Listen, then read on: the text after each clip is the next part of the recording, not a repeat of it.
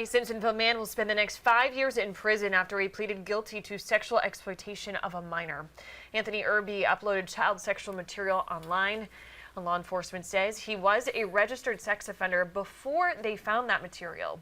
The Attorney General says he pleaded guilty to 2 counts of sexual exploitation of a minor. A judge sentenced him to 10 years suspended to 5 in prison. When he gets out, he'll have 3 years probation and will register as a Tier 2 sex offender.